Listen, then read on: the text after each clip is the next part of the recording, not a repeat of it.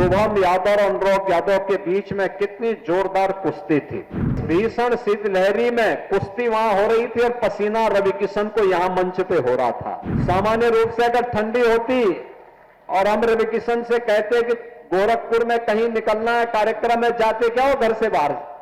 नहीं निकलते।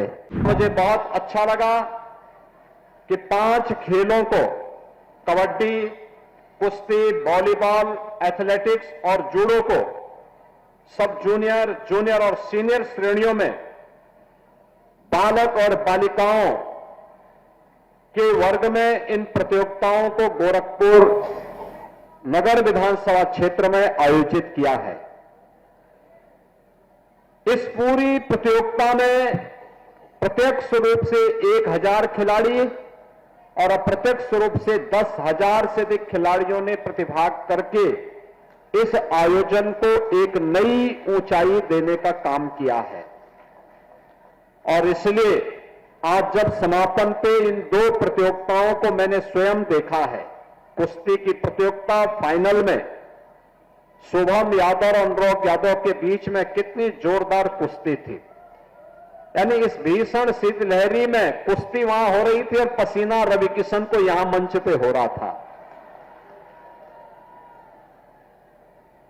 ऐसे ही कबड्डी प्रतियोगिता में मैं देख रहा था, रीजनल स्पोर्ट्स स्टेडियम और नीना थापा के बीच में कितनी अच्छी प्रतिस्पर्धा चल रही थी।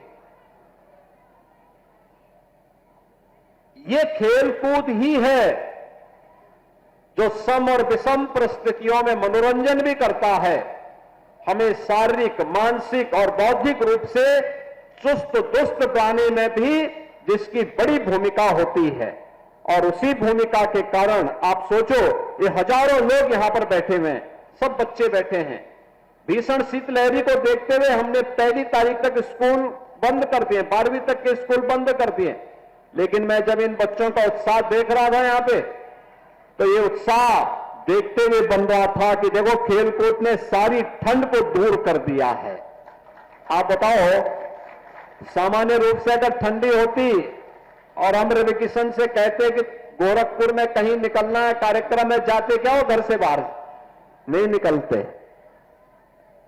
संजय निषाद भी नहीं निकलते। और तो दोनों की जोड़ी आज मिल गई, कहीं खाने पे मिले होंगे तो वहीं से दोनों साथ साथ चले आए।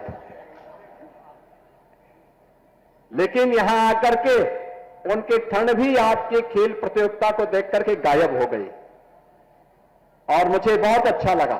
लेकिन अगली बार से ये प्रतियोगिता पहले नगरीय क्षेत्र में हम 2 स्तर पर करेंगे, स्कूल स्तर पर भी और वार्ड स्तर पर भी। स्कूली बच्चों के लिए, चाहे वह बेसिक के हों, माध्यमिक के हों या उच्च शिक्षा के या विश्वविद्यालय के, इनकी 3 चरणों में 3 प्रकार की प्रतियोगिताएं, बालक और बालिकाओं में अलग अलग खेल की प्रतियोगिताओं को तो हम संपन्न करेंगे ही, संपन्न करने के साथ वार्ड स्तर पर भी कामकाजी लोगों के लिए और जो अवकाश प्राप्त हो चुके हैं उनके लिए भी कुछ खेल की प्रतियोगिताओं को हम आयोजित करेंगे। पहले वार्ड स्तर पर, फिर महानगर के 4 से 6 अलग अलग छोटे छोटे उपनगर बना करके